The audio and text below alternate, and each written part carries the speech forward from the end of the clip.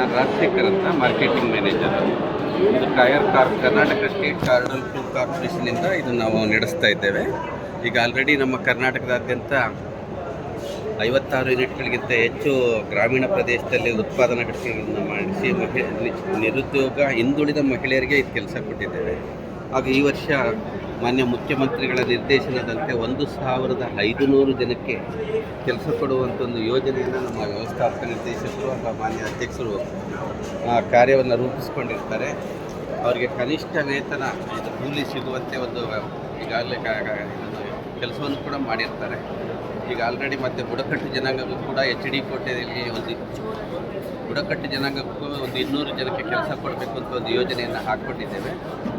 ಮತ್ತು ಎಲ್ಲ ಹಿಂದುಳಿದ ಇಲಾಖೆಗಳಿಗೂ ಕೂಡ ಹಾಸಿಗೆಗಳನ್ನು ಫರ್ನಿಚರ್ಸ್ಗಳನ್ನು ಕೂಡ ನಾವು ಸಪ್ಲೈ ಮಾಡ್ತಾ ಇರ್ತೇವೆ.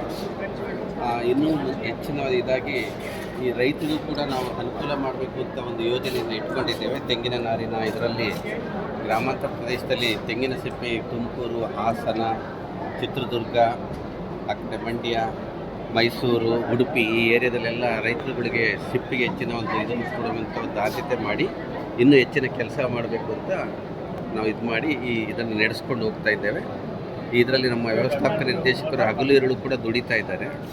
ತುಂಬ ರೈತರಿಗೆ ಯಾವ ರೀತಿ ಅನುಕೂಲ ಆಗುತ್ತೆ? ಅವರು ಈಗ ಮಾಡಬಹುದು ಆರ್ಥಿಕ ಪರೋಕ್ಷವಾಗಿ ಸಿಪ್ಪೆಯನ್ನು ಖರೀದಿ ಮಾಡೋದ್ರಿಂದ ರೈತರಿಗೆ ನೇರವಾಗಿ ಹಣ ಸಿಗುತ್ತೆ. ಜೊತೆಗೆ ಮತ್ತಲ್ಲಿ ಎಂಪ್ಲಾಯ್ಮೆಂಟ್ ಕ್ರಿಯೇಟ್ ಆಗ್ತದೆ.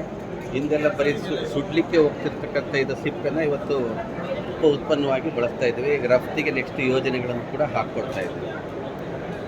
ತೆಂಗಿನ ಸಿಪ್ಪೆ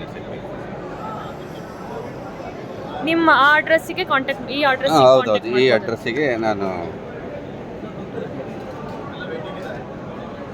1000 ಲೆಕ್ಕಕ್ಕೆ ಬರ್ತದೆ. ಅದು ಕೌಂಟ್ ಲೆಕ್ಕಕ್ಕೆ 1,200 ರೂಪಾಯಿ ಇದೆ ಈಗ.